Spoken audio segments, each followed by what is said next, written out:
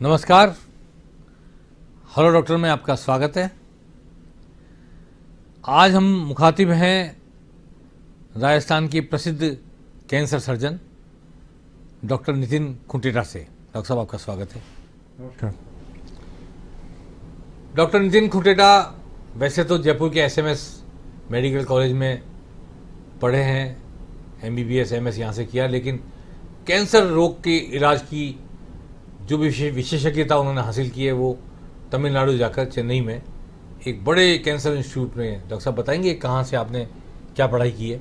जी नमस्कार साहब। मैंने अपना super specialization MCh and DNB cancer surgery surgical oncology cancer institute Adyar Chennai से किया है। डॉक्टर साहब अब तक 24 साल से लगभग 15,000 ऑपरेशन कर चुके हैं कैंसर रोगियों के, और ये 25वां साल है रजत जयंती वर्ष डॉक्टर साहब के कैंसर स्पेशलाइजेशन का। इस मौके पर आपसे मुखातिब हैं और आज हम कैंसर को लेकर क्या क्या आधुनिक तकनीक इलाज की आ चुकी है और क्या क्या कैंसर को लेकर जागरूकता के लिए जानना जरूरी है, इन बातों पर चर्चा करेंगे। डॉक्टर साहब सबसे पहले तो मैं जानना चाहता हूँ, सबसे पहले दर्शकों को बताना चाहता हूँ कि अलग अलग तरह के कैंसर होते हैं, जैसे लंग कैंसर, लीवर कैंसर, आंत का कैंसर, किडनी का भी शायद होता है कैंसर, किडनी कैंसर होता है, पैनक्रियाज में भी होता है, और पोरुस ग्रंथि जिसको बोलते हैं, प्रोस्टेट उसमें भी कैंसर होता है जी, और लंग कैंसर भी होता है। तो ये सारे अलग अलग तरह के कैंसर होते हैं। क्या ये सभी एक तरह के कैंसर होते हैं या अलग अलग कैंसर हैं ये वास्तव में? देखिए, शरीर के हर ऑर्गन में कैंसर होता है और हर एक ऑर्गन का कैंसर अलग तरीके से बिहेव करता है और उसका अलग ही प्रोटोकॉल ऑफ ट्रीटमेंट होता है। आपने देखा होगा कुछ कैंसर्स ऐसे होते हैं जिसमें सर्वाइवल कम होता है, डायग्नोसिस होता है और जल्दी ही पेशेंट की मृत्यु हो जाती है। कुछ कैंसर्स के अंदर ऐसा नहीं होता है। तो हर ऑर्गन का अलग कैंसर हो गया और उसमें भी कई तरह के टाइप के कैंसर होते हैं हर एक ऑर्गन के अंदर। ये जैसे एक मुंह और जबड़े का कैंसर होता है जी, जिसमें जबड़ा रिमूव कर देते हैं, ऐसे ही महिलाओं के कैंसर होता है ब्रेस्ट कैंसर, उसमें ब्रेस्ट भी रिमूव कर देते हैं। तो क्या उससे सर्वाइवल बढ़ जाता है, रिमूव हो जाता है कैंसर, या फिर रीअकर हो जाता है? देखिए, जैसे आपने उदाहरण दिया, जो कॉमनेस्ट कैंसर अपने राजस्थान में है वो है मुंह और फेफड़े का कैंसर, और फीमेल्स में जो कॉमनेस्ट कैंसर अब हो गया है वो है स्तन कैंसर या ब्रेस्ट कैंसर हो गया है। जो इलाज किया जाता है कैंसर का, उसमें जनरली 3 मोडेलिटीज़ होती हैं इलाज करने की, जिसमें ऑपरेशन, कैंसर की सर्जरी, रेडियोथेरेपी एंड कीमोथेरेपी और अदर दवाइयाँ जो एंटी कैंसर ड्रग्स होती हैं वो दी जाती हैं। कैंसर का क्या स्टेज है उस पे पेशेंट का प्रोटोकॉल ऑफ ट्रीटमेंट बनता है कि पहले हमें ऑपरेशन करना है या पहले कीमोथेरेपी देना है या पहले रेडिएशन कीमोथेरेपी प्रोटोकॉल पे लेना है। वो सब उस पे स्टेज पे डिपेंड करता है। ये सब डॉक्टर अलग अलग होते होंगे? जी, आप सर्जन हैं, हाँ, आपको गांठ निकालनी है, किसको कीमोथेरेपी करनी है, किसको रेडिएशन, सब डॉक्टर अलग होते होंगे? जी जी। क्या मिलके करते हैं इलाज? हाँ, तो कैंसर में जो अलग अलग विशेषज्ञता है, कैंसर सर्जरी, जैसे मैं कैंसर सर्जन हूँ, ऐसे ही मेडिकल ऑन्कोलॉजिस्ट होते हैं जो कि कीमोथेरेपी दवाइयाँ देते हैं, एंटी कैंसर दवाइयाँ देते हैं पेशेंट्स को, और रेडिएशन के डॉक्टर अलग होते हैं, हम रेडिएशन ऑन्कोलॉजिस्ट बोलते हैं। वो अलग रेडिएशन के द्वारा कैंसर का ट्रीटमेंट करते हैं।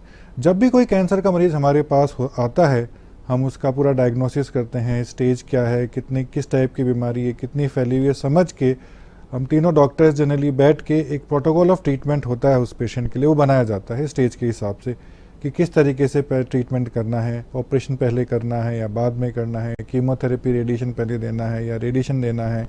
तो ये तीनों डॉक्टर बैठ के डिसीजन लेते हैं और उसी हिसाब से फिर उस प्रोटोकॉल से उस मरीज़ का इलाज किया जाता है। जी डॉक्टर साहब, वैसे तो कैंसर सभी खतरनाक होते हैं, लेकिन फिर भी पर्टिकुलर कोई इनमें से कोई कैंसर ऐसा है जिसमें मोर्टेलिटी रेट ज़्यादा है, मरते ज़्यादा हैं लोग, बचते कम है, और किसी में बचने की बहुत सारे आजकल कैंसर सर्वाइवर्स की आपको लोगों की संख्या देखने को मिलती है जी, तो ऐसे कौन से कैंसर हैं जिसमें सर्वाइवर ज़्यादा होते हैं और कौन से कैंसर जिसमें सर्वाइवर कम होते हैं, डेथ ज़्यादा होती है? कोई फ़र्क है कुछ?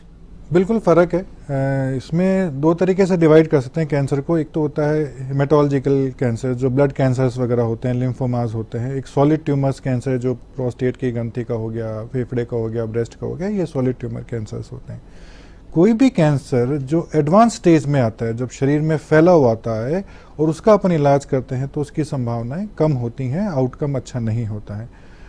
जैसे ब्लड कैंसर में ल्यूकीमियाज हैं, एक्यूट माइलोइड ल्यूकीमिया वगैरह के इस तरह के जो, वो तो शायद आपके फील्ड भी नहीं, अलग वो हमारा अलग फील्ड डॉक्टर होते हैं। जी जी, बट वो बड़े ल्यूकीमिया के खतरनाक ब्लड तरह के कैंसर कैंसर, कुछ ब्लड कैंसर्स अच्छे जिनका ट्रीटमेंट पॉसिबल हो रहा है, जिनके रिजल्ट भी बहुत अच्छे हैं, ऐसे भी कैंसर। मेरे ख्याल बोन मेरो ट्रांसप्लांट करके ठीक कर लेते हैं। बोन मेरो ट्रांसप्लांट, कीमोथेरेपीज लगती हैं आजकल जी। लेकिन सॉलिड ट्यूमर कैंसर्स में जैसे फेफड़े का कैंसर है, ब्रेस्ट का है और आंत का कैंसर है, प्रोस्टेट का कैंसर है, इसमें स्टेज पे डिपेंड करेगा। जी जी। स्टेज क्या है शरीर के अंदर, कितना फैला हुआ है, स्टेज मतलब शरीर में कितना फैला हुआ कैंसर। अगर शरीर में फैल गया है तो फिर ट्रीटमेंट का आउटकम पुअर होता है, और अगर कैंसर का डायग्नोसिस अर्ली स्टेज में हो जाता है तो फिर रिजल्ट्स अच्छे आने की संभावनाएं बहुत अच्छी होती हैं। ब्लड कैंसर मेरे ख्याल से सर्वाइवर ज्यादा हो रहे हैं इस वक्त, इन ऐसा कंपैरिजन सुनने को, इन कंपेरेटिव मेरे को। हाँ। ऐसे व्यक्ति को मैं भी जानता हूँ, एक जिनको 30 साल पहले कहा गया था कि वो 6 महीने साल भर बचेंगे, वो 30 साल बाद आज बच्ची की शादी कर रहे हैं अपनी। जी। तो जैसे CML जो होते हैं ब्लड कैंसर, एक टाइप का क्रोनिक माइलोइड ल्यूकीमिया होते हैं, उन दवाइयों से ही अच्छा उनका टाइम निकल जाता है, दवाई से हो गया ठीक वो पूरा जिंदगी निकालते हैं। जी। तो आजकल सर्वाइवर्स कैंसर्स में बहुत मिलने लग गए, रिजल्ट्स अच्छे आने हैं क्योंकि नई नई विधियां हो गई है ट्रीटमेंट की, आउटकम अच्छा है। वो डर नहीं रहा पहले जैसा डर कैंसर नहीं हो गया तो मातम छा जाता था, कैंसर है इसका मतलब आदमी गया। जी, अब वो नहीं है, अब नहीं है, बच भी सकता है। बिल्कुल। और आप समाज, टाइमली ट्रीटमेंट हो जाए, प्रॉपर ट्रीटमेंट हो जाए, बिल्कुल पूरा इलाज कराएं। और समाज में आप देखते होंगे कई कैंसर सर्वाइवर्स आपको मिलेंगे जी। जिनको आज 5 साल 10 साल 15 साल 20 साल हो गए और वो अपनी नॉर्मल लाइफ निकाल रहे हैं। मेरे एक दोस्त थे, जबड़े का कैंसर था, उन्होंने जबड़ा निकलवा लिया, ठीक भी हो गए, उनकी प्लास्टिक सर्जरी होनी बाकी थी, जी। परंतु तंबाकू खाते थे, तंबाकू नहीं छोड़ी उन्होंने और जान चली गई। देखिए, आप मुंह और गले के कैंसर में कारण क्या है? कारण तंबाकू है, अल्कोहल है। तंबाकू किस भी रूम में लें, तंबाकू आप जैसे खा रहे हैं, खैनी खा रहे हैं या गुटखा खा रहे हैं या स्मोकिंग कर रहे हैं, आप ये कारण है कैंसर के। और अगर कारण कोई आप नहीं हटाओगे इलाज के बाद में तो उसके आने की संभावनाएं बढ़ जाती हैं। तो इनको तो अपने को रोकना पड़ेगा। अगर इलाज हो गया है तो तंबाकू का, अल्कोहल का, किसी भी तरह के स्मोकिंग वगैरह का तो रोकना ही पड़ेगा, तो नहीं करना चाहिए। ये जो कैंसर की गांठ होती है, ये निकालने के बावजूद रिएकर हो जाता है कि दोबारा हो जाता है कैंसर? बिल्कुल। देखिए, कोई भी कैंसर का हम इलाज करते हैं तो 100% कुछ भी नहीं कहते कि सब 100% इनका सर्वाइवल 10 साल या पूरी ज़िंदगी निकाले, ऐसा नहीं कह सकते हैं हम। और ऐसी कोई विधि विधान भी नहीं है हमारे पास में, कोई डायग्नोसिस के लिए इन्वेस्टिगेशन भी नहीं है कि साहब इनके कैंसर आएगा या इनके नहीं आएगा, ऐसा पॉसिबल नहीं है। हाँ, अर्ली कैंसर का, छोटे कैंसर अवस्था में अगर कैंसर का इलाज कराएंगे तो सर्वाइवल अच्छा मिलता है। वेयरएज अगर बीमारी फैली हुई है तब इलाज कराएंगे तो सर्वाइवल इतना अच्छा नहीं मिलता। इसीलिए हम कहते हैं कि साहब डायग्नोसिस, अगर कोई तकलीफ बनी है, कोई गांठ या छाला शरीर में बना है तो उसका डायग्नोसिस कराएं, कंफर्म कराएं कि वो कैंसर ना हो। ये बहुत ज़रूरी है। हमारा टाइम निकल जाए और हाथ मलते रह जाएं। बिल्कुल बिल्कुल, ये नहीं होना चाहिए। टाइम फैक्टर बहुत इंपॉर्टेंट है कैंसर और आजकल तो डायग्नोसिस के लिए सब जगह लेबोरेटरी अवेलेबल है, डॉक्टर्स अवेलेबल हैं, फिजिशियन सब डायग्नोसिस कर लेते हैं। एक जमाना था बॉम्बे में जाके ही पता लगता था। नहीं तो राजस्थान में इतनी अच्छी व्यवस्थाएं हैं अपने। आपके महात्मा गांधी में काफी मैंने सुना है कि आधुनिक तकनीक से।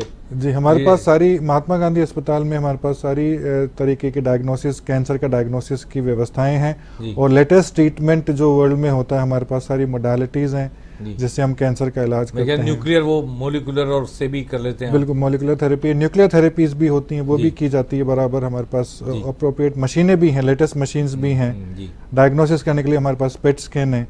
और इसी विषय में हमारे पास रोबोटिक सर्जरी भी हम लोग करते हैं। रोबोटिक सर्जरी बताएंगे जरा दर्शकों को, रोबोटिक सर्जरी क्या है? जी, रोबोटिक सर्जरी, आपके हाथ की जगह रोबोट का हाथ काम करता है क्या? बिल्कुल बिल्कुल। इसमें ये होता है कि जो सबसे बड़ा एडवांटेज रोबोटिक सर्जरी का ये है कि कैंसर का अगर छोटा टिश्यू भी अगर शरीर में कहीं होता है तो हम उसको निकाल पाते हैं।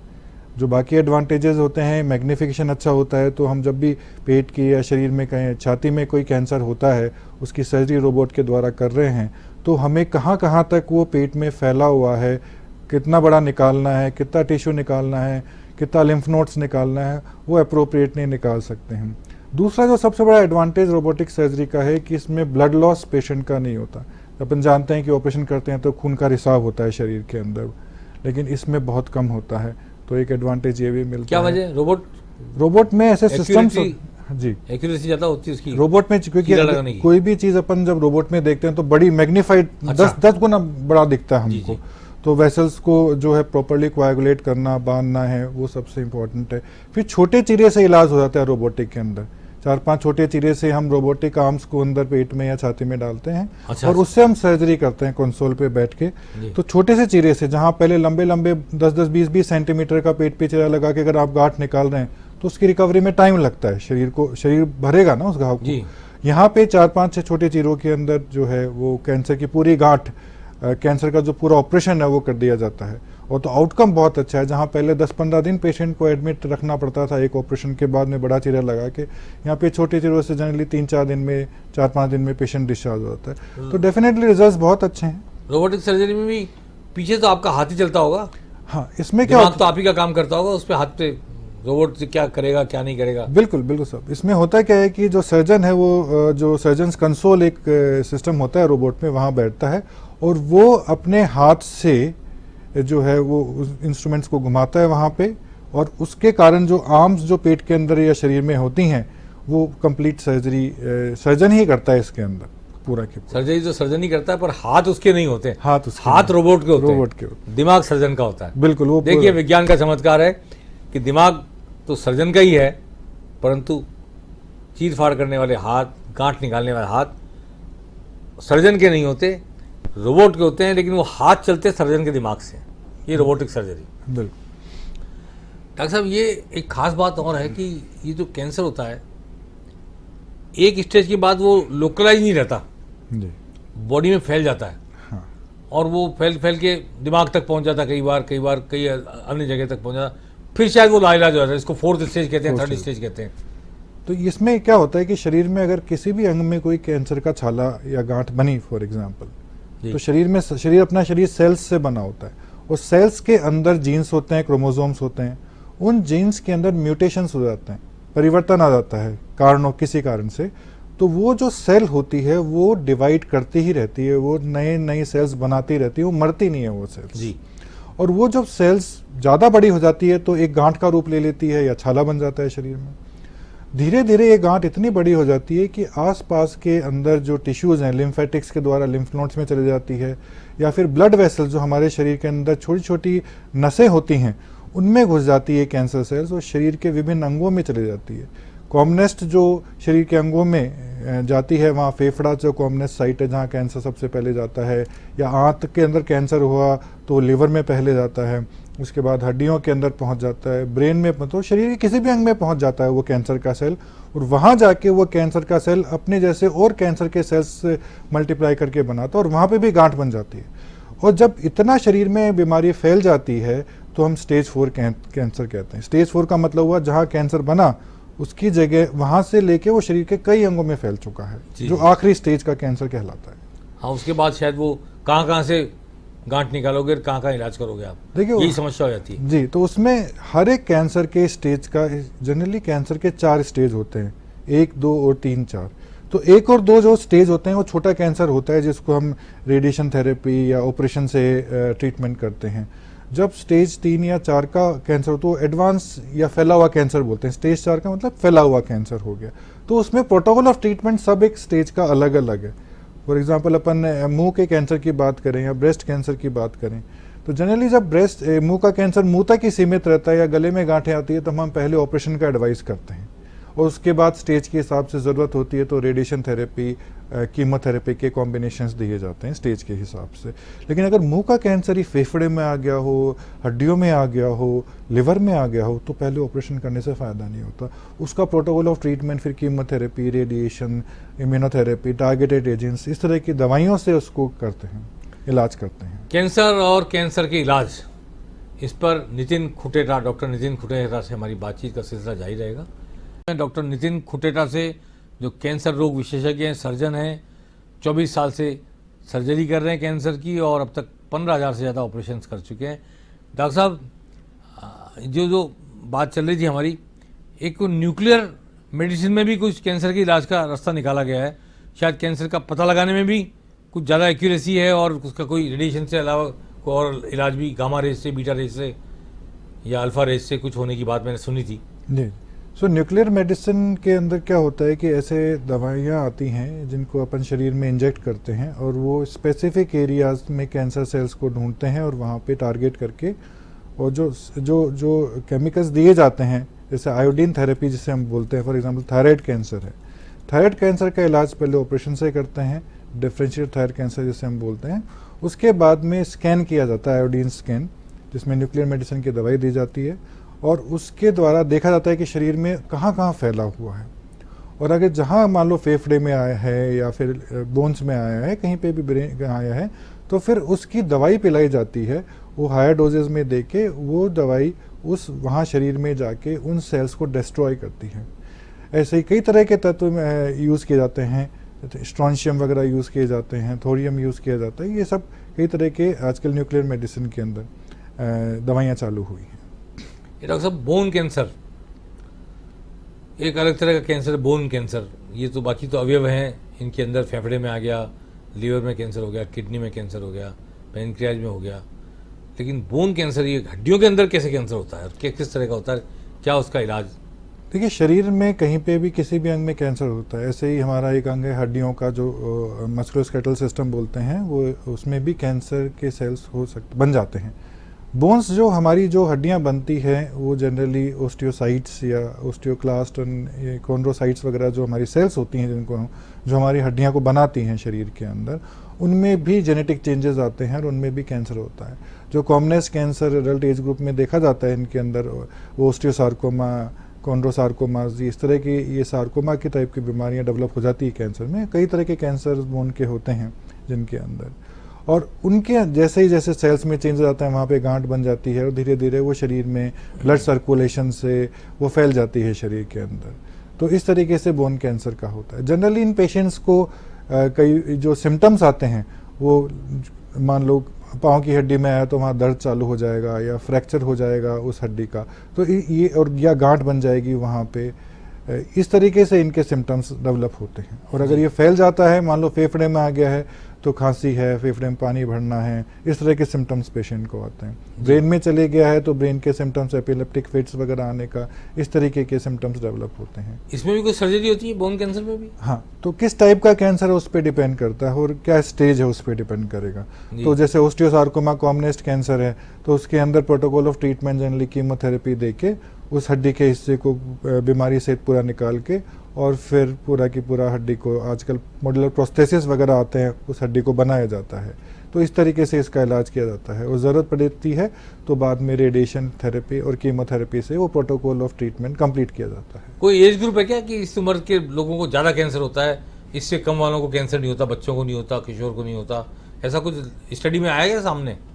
नहीं, ऐसा नहीं है। देखिए, बच्चों में अलग तरह के कैंसर होते हैं और अडल्ट एज ग्रुप के अंदर और ओल्ड एज में हर एक स्टेज, हर एक उम्र ग्रुप में अलग अलग तरह के कैंसर होते हैं। लाइक तो जैसे लियोमायोसार्कोमा, इस तरह के जो राउंड सेल ट्यूमर्स होते हैं वो बच्चों में ज़्यादा होते हैं। ल्यूकीमिया, लिम्फोमास होते हैं वो बच्चों में ज़्यादा होते हैं। लिम्फोमास अडल्ट में भी होते हैं। ओल्ड एज में अगर अपन बोले 45-50 ईयर्स के बाद की एज बोलें तो उनमें अपने यहाँ कॉमनेस्ट कैंसर के अंदर फेफड़े का कैंसर आ गया, मुंह गले का कैंसर आ गया, प्रोस्टेट का कैंसर आ गया, फीमेल्स में ब्रेस्ट स्तन कैंसर आ गया, सर्विक्स का कैंसर आ गया, एंडोमेट्रियल कैंसर आ गया। बाकी रेयर कैंसर में इसोफेजियल कैंसर, स्टोमक है, स्टोमक कैंसर है, पेनक्रियाज, अग्नाशय का कैंसर है, बड़ी आंत का कैंसर है। तो ये सब कैंसर्स देखने को मिलते हैं। जी, दुनिया में क्या एक वो सुना है कि रूस ने टीका इजाद कर दिया है और टीका आ जाएगा तो कैंसर नहीं होगा, क्या वो अखबारों में खबर पढ़ने में? हाँ जी, बिल्कुल। ये लास्ट मंथ में एक बड़ा न्यूज़ था कि रशिया ने एक वैक्सीन तैयार किया है, मैसेंजर आरएनए टाइप का एक वैक्सीन तैयार किया है जिससे कि कैंसर की बढ़ने की गति कम हो जाती है और उसको ख़त्म करने की, वो ट्रायल पे चल रहा है अभी। लेकिन अभी भी अपने यहाँ पे वैक्सीन्स अवेलेबल हैं, एंटी कैंसर वैक्सीन्स अवेलेबल हैं। जैसे हेपेटाइटिस बी वायरस के कारण लिवर कैंसर होता है, उसकी वैक्सीन अवेलेबल है। लिवर कैंसर की होगी, हेपेटाइटिस बी की होगी मेरे ख्याल से। हेपेटाइटिस बी की कैंसर, हाँ, उसको रोकने का है, उसको रोकने, तो उसकी वजह फर्दर जो बीमारी होने वाली वो ना हो, कैंसर ना बने। तो उसके लिए ऐसे ही सर्विक्स कैंसर के लिए एक वैक्सीन डेवलप हुई है, वो अवेलेबल है मार्केट में, वो यूटिलाइज की जा सकती है। जी, तो डॉक्टर साहब और दुनिया में क्या प्रयोग चल रहे हैं, क्या नई विधियां सामने आई हैं, आपके यहाँ भी अवेलेबल हैं या दुनिया में कहीं और अवेलेबल हैं कैंसर के इलाज की? देखिए जो प्रोग्रेस हो रही है कैंसर के इलाज के अंदर वो हर विधि से हो रहा है, जैसे सर्जरी के अंदर कीमोथेरेपी, इंजेक्शंस हैं, दवाइयाँ हैं, ओरल टैबलेट्स हैं, टारगेटेड एजेंट्स हैं, रेडिएशन थेरेपी की नई नई मशीन्स आई हैं, गामा नाइफ एक नई मोडालिटी हमारे यहाँ डेवलप, साइबर नाइफ जिसको कहते हैं, साइबर नाइफ जिसे बोलते हैं जी। उसमें जैसे ब्रेन ट्यूमर हो गया या ब्रेन के नीचे बेस ऑफ स्कल में ट्यूमर हो गया, वहाँ गांठ बन गई है जहाँ पे जाके ऑपरेशन करना बहुत डिफ़िकल्ट होता है और उसके कॉम्प्लिकेशंस बहुत ज़्यादा होते हैं। उस स्थिति में आप साइबर नाइफ से अगर वो गांठ अगर ब्रेन में या बेस ऑफ स्कल में कहीं पे है, ब्रेन के नीचे वाले हिस्से में, तो वहाँ हाई डोज रेडिएशन देके उस गांठ को वहीं पे ख़त्म कर दिया जाता है। एक ये बहुत प्रचलित सी बात थी, बहुत समय से सुन रहे थे हम कि कैंसर का इलाज करने वालों के किसी के बाल उड़ जाते हैं, किसी साइड इफ़ेक्ट आते हैं, कोई रिएक्शन हो जाता है। क्या ऐसा होता है वास्तव में और क्या परिणाम देखिए होते हैं? पहले जो कीमोथेरेपी ड्रग्स वगैरह यूज़ करते थे ब्रेस्ट कैंसर के लिए फॉर एग्जांपल, जब कीमोथेरेपी तो बाल उड़ जाते थे, अभी भी उड़ते हैं, लेकिन आजकल दवाइयाँ उसका ट्रीटमेंट पॉसिबल हो गया है और दवाइयाँ ऐसी आ गई कि वो कॉम्प्लिकेशंस, वो साइड इफ़ेक्ट्स जो ड्रग्स के हैं कीमोथेरेपी के हैं वो कम हो गए हैं और कई ऐसी दवाइयाँ हैं जिनसे ये होते भी नहीं हैं आजकल।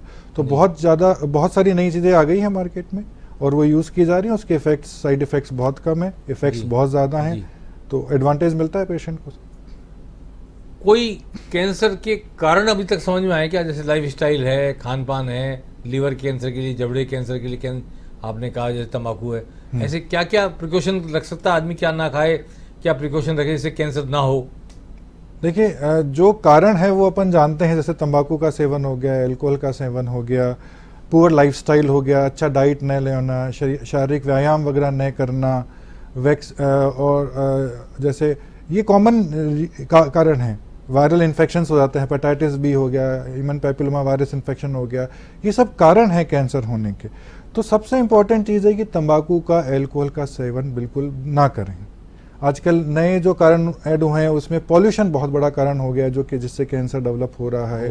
पेस्टिसाइड का जो यूज़ हो रहा है हमारे यहाँ क्रॉप्स के अंदर, हर्बिसाइड्स का जो यूज़ हो रहा है, केमिकल्स जो यूज़ करते हैं खेती के अंदर, वो भी एक बहुत बड़ा कारण। दूध भी, जिसमें आजकल सिंथेटिक दूध आने लग गया, सिंथेटिक दूध आ गया। मसालों के अंदर जो अडल्ट्रेशंस वगैरह होते हैं, जो मिलावट होती हैं, उनमें ऐसे केमिकल्स होते हैं जो हमारे शरीर में जाके कैंसर और विभिन्न अलग तरह की बीमारियां डेवलप करते हैं। तो वो सब कारण हमें रोकने पड़ेंगे। खान पान कैसे शुद्ध हो, खान पान शुद्ध रखना पड़ेगा, अपना लाइफस्टाइल अच्छा रखना पड़ेगा, समय पे सोना, समय पे जागना, व्यायाम करना, मेडिटेशन करना। स्ट्रेस एक बहुत बड़ा फैक्टर हो गया आजकल के, स्ट्रेस का भी एक कारण हो गया कैंसर होने का शरीर के अंदर। तो इन सब, शुगर भी मेरे ख्याल, बीपी शुगर, बिल्कुल सब स्ट्रेस से क्या होता है कि शरीर में स्टेरॉइड्स की मात्रा बढ़ जाती है, अपने मैकेनिज्म है बॉडी के अंदर, उसके कारण शुगर बढ़ जाता है, कार्डियोवैस्कुलर सिस्टम पे इफेक्ट पड़ता है, बीपी बढ़ता है, हार्ट अटैक्स हैं, ब्रेन हैमरेजेस हैं, एन्यूरिज्म, बहुत सारी चीज़ें डेवलप हो जाती है। तो एक अच्छा लाइफस्टाइल होना बहुत ज़्यादा ज़रूरी है, एक अच्छा खान पीन होना बहुत ज़रूरी है। आजकल ये पिज़्ज़ा, पास्ता और ये सब बहुत चीज़ें चल रही है, तो वो भी कारण हैं। इन सब चीज़ों में केमिकल्स होते हैं, हाई टेम्परेचर पे खाना पकाया जाता है, उसके कारण भी कई तरह के केमिकल्स डेवलप हो जाते हैं खान पीन के अंदर, वो हमारे शरीर को नुकसान देते हैं।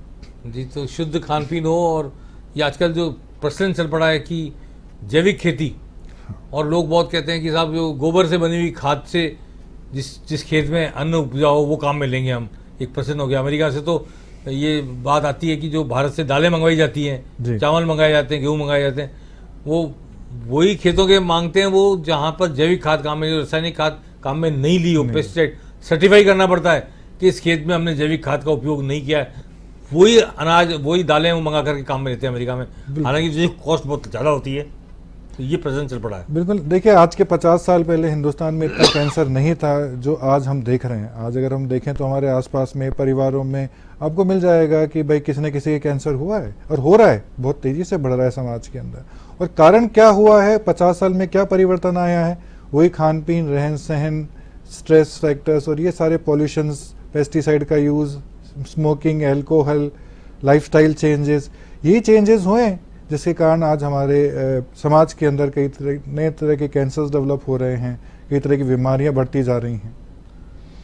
तो आज हमने बात की डॉक्टर खुटेरा से, कैंसर क्या है, कितनी तरह का है, कैसी आधुनिक तकनीक से उसके इलाज होते हैं, बचा कैसे जा सकता है, क्यों हो रहा है कैंसर, क्यों बढ़ रहा है कैंसर, हमारा खान पान, हमारा पर्यावरण, हमारी वायु प्रदूषण, दूध में क्या मिलावट है, सिंथेटिक दूध की, पेस्टिसाइड का उपयोग, शराब और तंबाकू का उपयोग, तमाम बातें सामने आई हैं।